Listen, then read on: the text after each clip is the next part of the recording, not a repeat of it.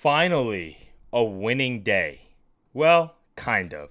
We're going to get into it. We've got some great marquee matchups today. UConn, VCU, St. John's, Dayton. I'm breaking down all the marquee matchups tonight on the college basketball slate. We're going to get into it. And then also, I've got another Super Bowl player prop for you 2 days away. Let's get into it. This is the Free Three. I love it, Noble. Noble, I also love your YouTube videos. I watched them while I was gone. That was fire. But getting paid because yesterday we had a full sweep. Mike going under, that was just icing on the cake. Why are we going to go in such a weak AFC South? Unless we have the NBA Blowout Association. Bang! Knicks take a 1-point lead with 13 When you hear the sirens, you know what that means. You got barbecue back there, and you didn't invite me. Hurt my feelings. Happy Friday, my friends. It is your boy Noble Living back with another DYF Bets video on breaking down my favorite picks and plays of the day as we just try to get to the bag together and make some money. It's been a rough week, I should say. It's been a rough start to the month of February, but yesterday we finally were able to get kind of like a winning day. It wasn't the full 2-0 day, but I'll take a 1-1 day because right now I just want to see the ball go through the net. If I got some hoopers here, I got people who used to play ball on the channel, then you guys know sometimes you just got to get to the free throw line. You just got to see the ball go through the net and you can start getting your rhythm back. So hopefully building into what is going to be an amazing weekend. College basketball, conference standings are heating up. Super Bowl weekend. We've got a lot of things on the horizon, so hopefully this is a sign of better things that is coming here. If you have been tapped into the channel, I do appreciate all the love and support. If you haven't, smash that subscribe button for me. It just helps the algorithm, helps us to continue to grow. We started off the month a little bit slow, but yesterday we were able to string together really a 1-1 day, and it should have been a 2-0 day. Maryland lost on the money line. We talked about plus 114. They were winning that game for 38 minutes. Of the 40 minutes, they were winning the game. And then what happens? They give up a three-pointer with 7 seconds left to Bruce Thornton. He banks it in, and they lose the game 73-70. They were up by like 12, 15 points. How do you lose the lead on the road? That's what betting's like sometimes, friends. It's sometimes frustrating. And I feel like it was a good read. It was just the wrong result. So tough loss there on the Maryland, but we were able to hit our bankroll builder of the day. My boy DM'd me. He said, Noble, if Merrimack folds, I'm so done with them. And I was like, I 100% agree, bro. Merrimack, I might be done with them in general because every game, it seems like they get us to bite our nails. Every game, it's a sweat. They're losing at halftime. They're trailing by like 10, 8, 7 points. They're not hitting their shots, but yesterday, they figured out a way to beat Niagara. We needed it like air. We got it done. Central Connecticut, no sweat bet there. UNC Asheville, same thing. We got those done as well. So technically a 1-1 day yesterday, but our plus 100 parlay at plus 117 odds gets us over the hump. So this way we were able to record a winning day. So can't be too mad at it. Let's see what we can do now building into the Super Bowl week. If you guys are new here to the channel, if you haven't been watching the show this week, I've been giving you guys a Super Bowl best bet every single day of the week. Well, I started on Tuesday. On Tuesday, I gave you Jalen Hurts over 18.5 completions, as I think that he's going to have to throw the ball a lot more than people think, and I think this kind of could be kind of one of those games where Jalen Hurts is a legacy performance for him in a way. I know it's Saquon's show, but I think the Chiefs know that as well. The second day, I gave you Isaiah Pacheco under 5.5 carries. I just don't see him getting a whole lot of carries in this game. It's either going to be Kareem Hunt or it's going to be Patrick Mahomes, which led to my best bet yesterday, which was going to be Patrick Mahomes over 29.5 rushing yards. So literally, we have 3 best bets already locked in for the Super Bowl on the player props. Today, I'm adding one more for you guys. And today's best bet that we're going to get into is real simple. I'm not going to dive into the analysis and all that crazy stuff. You guys know what we're going to probably go with. Jalen Hurts, anytime touchdown. We're going to lock that in. Now, Jalen Hurts, you guys might be asking yourself, Noble, you already took the completions. Is he going to throw the ball or is he going to run the ball? Well, you guys know that he kind of can do both. And we know once the Eagles get inside the 2-yard line, it is literally Jalen Hurts time. And we've seen several times this season where Saquon has run the ball all the way down to the 3-yard line, to the 2-yard line, to the 1-yard line. and then they hand it off to Jalen Hurts. And he's not even mad at it. That's why you love Saquon so much, because he's such a team guy. Normally, if somebody breaks off a 60-yard run and they get stopped at the 2-yard line, they want the touchdown for themselves, not Saquon. So we have the tush-push potential with Jalen Hurts, but also when you look at the line here, it's about -115, -120 odds on certain books for Jalen Hurts anytime touchdown.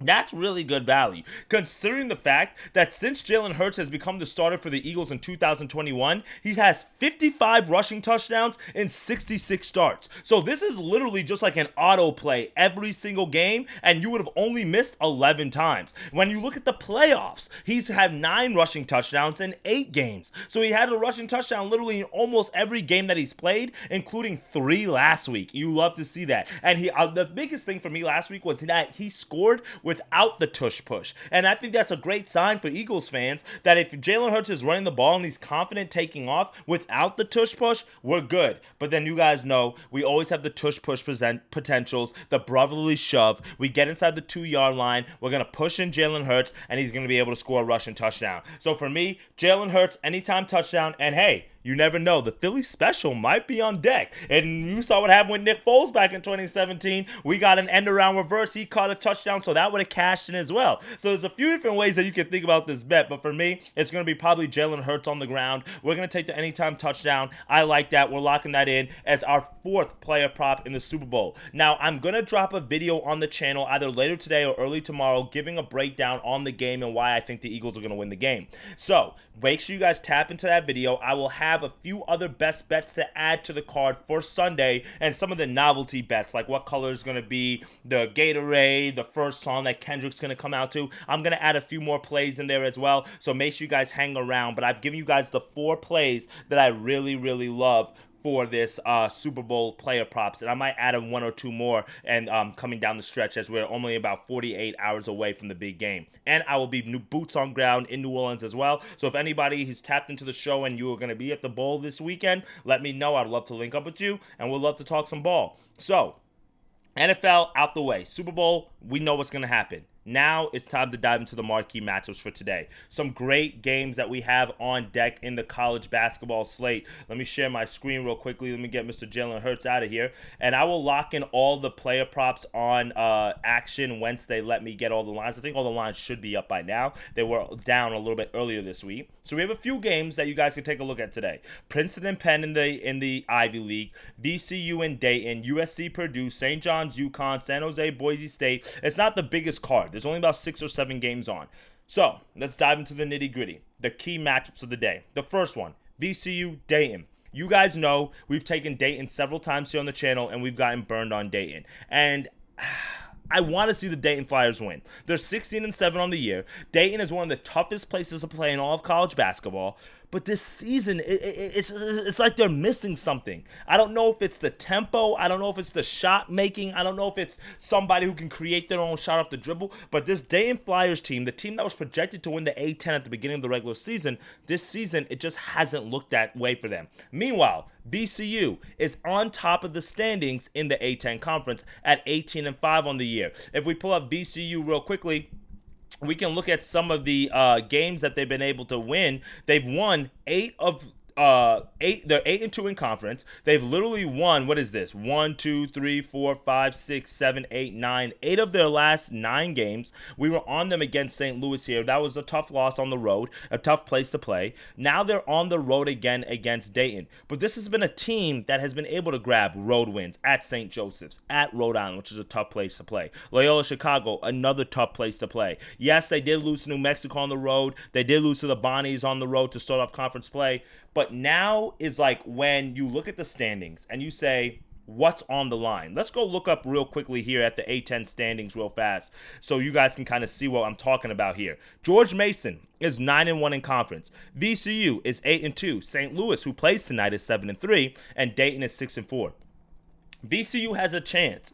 not only to really bury Dayton and drop them all the way down here to the middle of the pack in the conference, but they also have a chance to stay on the heels of George Mason. Let's also look at like kind of the upcoming schedule for VCU. You could see they've got George Washington and UMass before they play George Mason at home. That's going to be a big game for them against George Mason at home. Why? Because that's probably going to determine who wins the conference. So what am I saying? You can't lose this game on the road to Dayton, and I don't think they will. I'm taking I have Dayton here. I do apologize. I mistyped that. I have VCU on the money line, not Dayton. I have VCU on the money line today on the road against Dayton. I'm just tired of losing coin on Dayton. And like I mentioned, they've just struggled this season. Look at VCU's numbers. 61 in offensive efficiency, 25th in defensive efficiency, 12th in effective field goal percentage, 20th in turnover percentage on the defensive side. They are stout on the defensive side of the ball. 42 in three-point percentage defensively, 16th in two-point percentage defensively.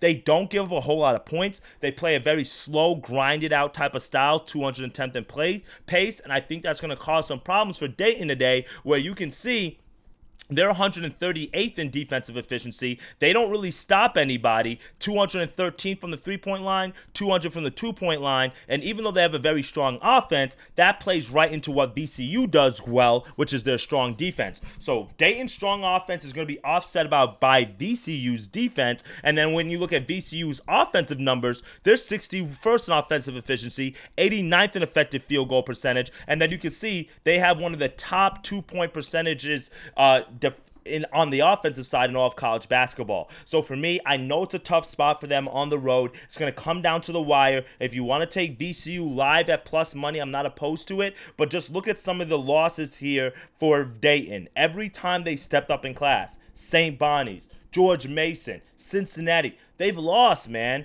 They do have a good win against UConn early in the season, against Marquette. Able to pick up back-to-back wins against Davidson and St. Louis. But this is where the season comes down to. If you're VCU, have this game circled, you know that this is for basically the conference, who's the big dog inside the conference. I'm taking VCU on the money line. Again, I apologize if you're watching the YouTube channel about that. I have Dayton there. It's really VCU. I'm taking VCU on the money line on the road. I'm tired of losing coin on Dayton, and watch this be the game that they win, but I'm not taking Dayton here. I'm taking VCU. Now, going to our other marquee matchup of the day. It's St. Johnny's against UConn. St. John's has probably been one of the best stories in all of college basketball this season. Rick Pitino in his second season has led the Johnnies to a 20-3 record. The reason why they're so good this season is because they are defensively stout. They switch everything. Their 5 can guard a 1 and their 1 can guard a 5. That's what makes them so tough to play against. We saw that last game against Marquette, a team that's known for their defense, and St. John's was able to beat them defensively. So now if we pull up the game logs for St. John's, they have one of the nation's longest win streaks, actually 4th longest in the country, with a 9-game win streak. You can see real quickly here, they're 4th in defensive efficiency on the defensive side, 22nd in effective field goal percentage, and 19th in turnover percentage on the defensive side. They stop you from scoring the ball. But the problem with you, St. John's, is this number right here. 340th in three-point percentage. And yes, I understand in the modern day of basketball, everybody is like, you got to hit threes to win. And that's why I love college basketball so much, because it's not the boring NBA where everybody's jacking up 40 and 50 three-pointers a game. You can win in college without hitting three-pointers. But the key is you got to play a team that does not shoot and hit a whole lot of three-pointers. And what does UConn do? They shoot a lot of threes, and they hit a lot of threes. 10th in offensive efficiency, 7th in effective field goal percentage on the offensive side, 46th in three-point percentage on the offensive side, meanwhile 8th in two-point percentage. This UConn team, they can get you in several different ways. They've got Caravan, they've got Diarra, they've got Reed, and guess who's coming back in this game as well? McNeely, who's been injured, so he should be coming back as well for them, which is going to give them some extra kind of boost and some extra players. And I love the fact that the significant contributors, it's spread out. Like, it's not one person who's going to kill you. Literally, you've got 5 guys here where the offense and the way that they play basketball is distributed. So that gives the St. John's team even more people to think about. They can't just do what they did against Marquette and take away Cam Jones. They can't just do what they do against, Creighton and take away the big man. They have to stop all 5 guys and even some of the guys on the bench for UConn, and I think that's going to be the difference here. And UConn is at home. This game is going to be played not in Hartford. It's going to be played in Storrs, Connecticut, the same place where they lost this very tough game to Creighton in a very tough fashion. Yes, they lost to Xavier. Yes, they had to win in overtime. Yes, this offense can go cold at times, but this is the game that Dan Hurley wakes up for. This is the game that they've got circled. And when you look at some of the upcoming schedules here, they beat St. John's here, right? Let's just say they win this game.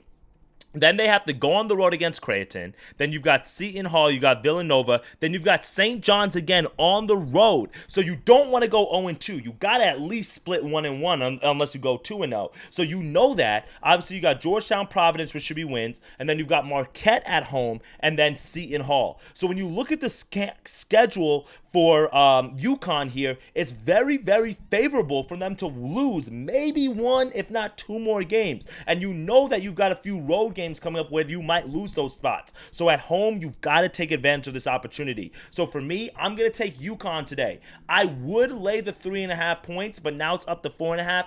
I don't want to do that. So what am I going to do? Old-fashioned bankroll builder the DYF bets way. We're going to go UConn on the money line today to get it done. And I'm going to throw in a very heavy favorite late night in Utah State on the road against Fresno State. Parlay those together, you get to -130. If you want to take Boise State as well, now we're at -118. I'm not opposed to that. If I were you, I would wait to get UConn live at a cheaper number than 4.5. It's too many points. I'm not laying 4.5. Not laying 4.5. Not doing it. So I'm going to go Utah State, Boise State, or UConn on the money line here. That is your best bet. But the play is UConn. If you can get it -1.5, -2.5 under one possession, I'm fine with that as well. But the 4.5 number, I'm not willing to lay. So what I'm going to do here is just the old classic money line parlay that I like to do. Two huge favorites. Boise State at home against San Jose State. And then you can see real quickly here, Utah State on the road at Fresno State. Utah State's 20-3. Fresno State's 5-18. They suck, okay? So they should be able to handle business. It's not a full +100 like we usually like to do, but that's just because this is typically like a -110, -120 play in my mind, because I would really be taking UConn at -2.5, -1.5 if the lines have moved already since I've kind of already cooked this up. So let's just go with the money line parlay here to get us done. UConn at home. St. John's has been impressive. They've been good. Look at all this green here, but they're due for a little bit of regression. And when you can see that they lost on the road to Creighton in their third conference game, anything else on the road, Xavier, they suck. Seton Hall, you know they're garbage. Georgetown, they're not all that good. So don't get me wrong. It's been an impressive streak for St. John's, but when you look at it, they haven't played some of the big dogs of the conference on the road. And this is that shot for them, and I think UConn's going to give them fits and problems. UConn wins this game outright. Ken Palm has this as a 1-point win for UConn, which is, again, why I don't want to lay the spread. Let's just go on the money line parlay here, UConn to lock us in. So that is what we're going with on today's card here on the free 3, my friends. We've got UConn and a money line parlay. Again, if you want to get them a little bit cheaper, be my guest. Let me pull up the card real quick so you guys can see this real fast. I just did 3 teams. UConn, we're building around UConn on the money line, and then you can take Utah State, Boise State. If you want to just wait for UConn live, be my guest, do that. But my live trigger number is -1.5 to 2.5. I'm also taking VCU on the money line at -120, and then they should be able to beat Dayton on the road. I know we're going. It's not a piece that most people want to take, but I just can't trust Dayton here in this situation. All right, and then we have our Super Bowl bet as well that we locked in. Jalen Hurts anytime touchdown, and then some of the other player props that we've done in the Super Bowl thus far is Isaiah Pacheco under 5.5 carries. Mahomes over 29.5 rushing yards, and then Jalen Hurts over 18.5 completions. Those are 4 best bets that we have inside the Super Bowl. I will have a few more building into the big game, and like I mentioned, I will have my Super Bowl prediction and preview video coming out here on the channel, if not later today, early tomorrow. All right, my friends? I appreciate you guys for tapping in every single morning to the free 3. It is your boy, Noble Living. And again, if you are going to be in New Orleans this weekend, let me know. Would love to see you, as we are going to be boots on ground, as my birds are going to probably take it home and fly, Eagles, fly. You guys know the vibes. I appreciate all the love and support that you guys will continue to show. And as always, let's get to that money, dictate your fate, and I'll see y'all on tomorrow's video. Later, gang. Let's have a day.